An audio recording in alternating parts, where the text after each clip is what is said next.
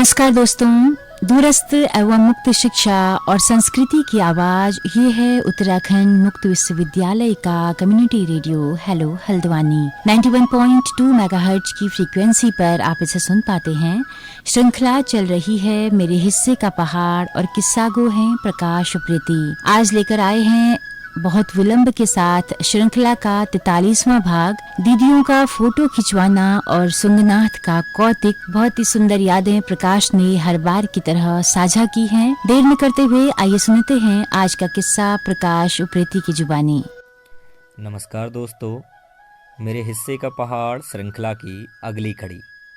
आज मैं बात करूंगा सल्डी सुंगनाथ पर। तब कैमरे का फ्लैश चमकना भी चमत्कार लगता था। कैमरा देख लेना ही चाक्षुष तृप्ति का चरम था। देखने के लिए हम सभी बच्चों की भीड़ इकट्ठा हो जाया करती और कैमरे को लेकर हम अपना गूढ़ ज्ञान आपस में साझा करते। हम सबकी बातों में यह बात कॉमन होती, हाँ यार कैमरा गौर कर दूं। इसके बाद जिसमें फेंकने का जितना सामर्थ्य होता वह उतनी बातें बनाता, जबकि कैमरा हम सब ने दूर से ही देखा होता। गांव में तब फोटो खींचने के कुछ ही मौके होते। उनमें से एक गांव की दीदियों द्वारा शादियों के लिए फ़ोटो खिंचवाने का होता था।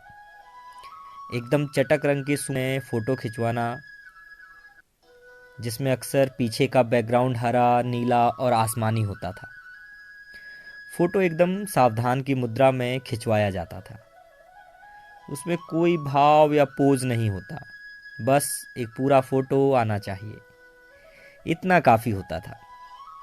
बाकी उसमें वही एक दो रंग भरने का काम फोटोग्राफर का होता। तब हमारे यहाँ से फ़ोटो खींचने मासी या भिक्यासैन जाना होता। मासी में एक देवी दत्त मासीवाल जी का फ़ोटो स्टूडियो हुआ करता। उस बाजार और इलाके भर का वही इकलौता फ़ोटो स्टूडियो था। मासी बाजार का जो चौराहा है उससे चकुटिया रोड की तरफ जाने में 2-3 दुकान छोड़कर उनका स्टूडियो आता। एक छोटी सी दुकान, उसमें कांच का एक दरवाज़ा जिस पर देवी दत्त मासीवाल फ़ोटो स्टूडियो लिखा रहता। दुकान अंदर से 2 हिस्सों में बंट रखी थी। बाहर वो बैठते थे, अंदर दीवार पर 2 पर्दे लगे हुए और एक लकड़ी की बेंच रखी रहती। वही उनका स्टूडियो था। गांव से जब भी कोई दीदी फ़ोटो खिंचवाने जाती तो उनके साथ कोई ना कोई जाता ज़रूर था। कभी तो पहले से ही तय कर लिया जाता और फिर सभी किसी न किसी काम के बहाने मासी के बाज़ार चले जाते।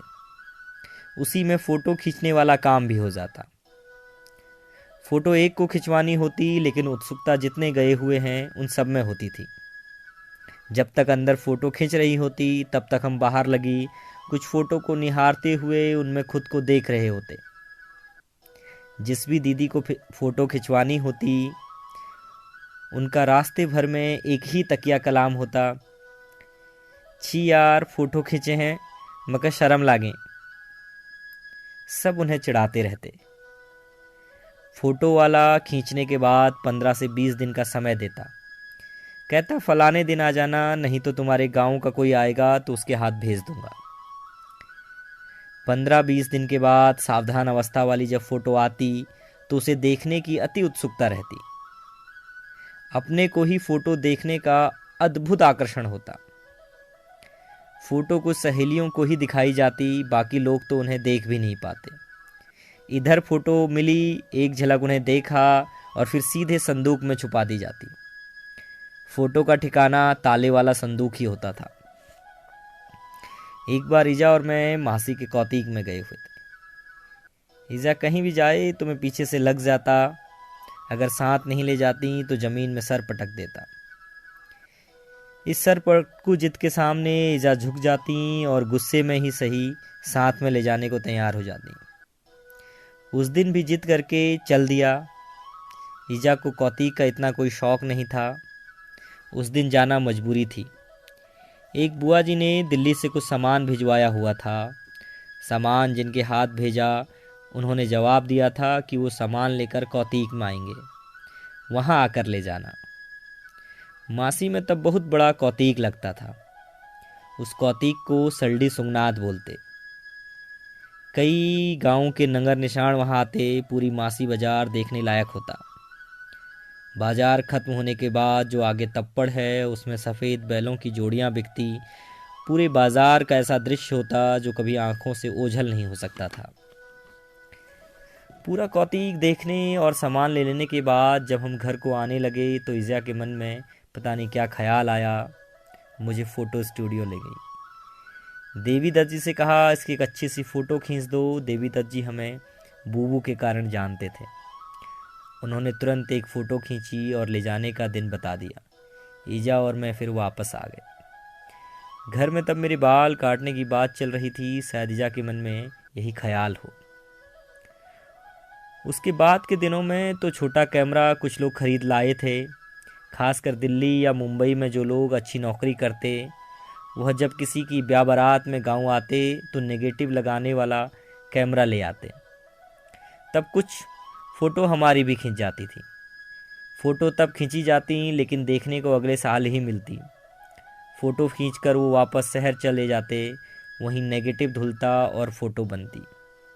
हमको तभी मिलती जब वो अगली गर्मियों में गांव आते या उनके कोई गांव आने वाला मिल जाता। कई बार किसी के हाथ भी भिजवा देते। तस्वीर में तब खुद को देखने का अनुभव सेल्फी से एकदम अलग था। सेल्फी के दौर में उस अनुभव और उत्सुकता की कल्पना भी नहीं की जा सकती। आज तकरीबन 3 महीने के लॉकडाउन के दौरान पहला ऐसा मौका आया जब थोड़ा अकेला और घनघोर यादों की गिरफ्त में खुद को कैद पाया। रूटीन के अनुसार सुबह से ही झाड़ू पोछा करने के बाद रात के बर्तन धोते धोते दिमाग बहुत दूर अतीत में चला गया।